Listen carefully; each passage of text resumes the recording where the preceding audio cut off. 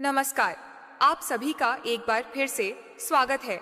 पौष पूर्णिमा क्यों मनाई जाती है? इसे समझने के लिए धार्मिक, आध्यात्मिक और सामाजिक कारण बताए जाते हैं। धार्मिक कारण। पौष पूर्णिमा का दिन भगवान विष्णु को समर्पित माना जाता है। मान्यता है कि इस दिन पवित्र नदियों में स्नान करने से पापों का नाश होता है। दान पुण्य और व्रत करने से भगवान विष्णु की कृपा मिलती है। वर्ष भर के कष्ट दूर होते हैं। इसी दिन से कई स्थानों पर माघ स्नान की शुरुआत भी होती है।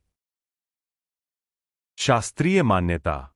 हिंदू पंचांग के अनुसार पौष मास की पूर्णिमा को देवी देवताओं का विशेष आशीर्वाद मिलता है।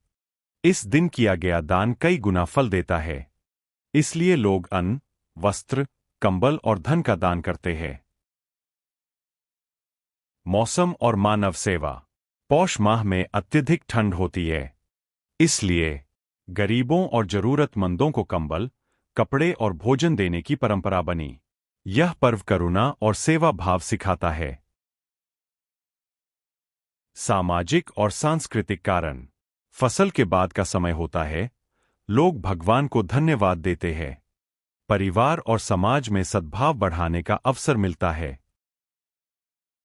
पौष पूर्णिमा इसलिए मनाई जाती है क्योंकि यह दिन स्नान, दान, व्रत और मानव सेवा द्वारा धर्म, करुणा और ईश्वर भक्ति का संदेश देता है। पौष पूर्णिमा की कहानी बहुत समय पहले की बात है। एक गांव में धर्मदत्त नाम का एक गरीब लेकिन अत्यंत धर्मपरायण किसान रहता था। उसके पास धन नहीं था, पर उसका मन श्रद्धा और करुणा से भरा हुआ था। पौष मास की ठंडी रातें चल रही थी और पूर्णिमा का दिन निकट था। गांव के विद्वान पंडित ने बताया कि पौष पूर्णिमा के दिन स्नान, दान और व्रत करने से जीवन के कष्ट दूर होते हैं और भगवान विष्णु की विशेष कृपा मिलती है। यह सुनकर धर्मदत्त ने निश्चय किया कि वह भी व्रत करेगा, भले ही उसके पास देने को बहुत कुछ न हो। पूर्णिमा की सुबह वह ठंडे नदी जल में स्नान कर भगवान विष्णु का स्मरण करने लगा। उसके पास केवल थोड़े से चावल और गुड़ थे। उसने उसी से खिचड़ी बनाई और उसे दान करने का संकल्प लिया। उसी समय एक वृद्ध साधु उसके द्वार पर आए। वे ठंड से कांप रहे थे। धर्मदत्त ने बिना एक पल सोचे साधु को वही खिचड़ी, अपना कंबल और आदरपूर्वक आसन दे दिया। स्वयं वह भूखा ही रह गया। साधु मुस्कराए और बोले, वत्स, आज तुमने सच्चे मन से दान किया है। इतना कहकर साधु अंतर्ध्यान हो गए। अगले ही दिन धर्मदत्त के जीवन में आश्चर्यजनक परिवर्तन आया। उसकी फसल पहले से कहीं अधिक अच्छी हुई, घर में सुख शांति आई और उसका नाम गांव में सम्मान से लिया जाने लगा।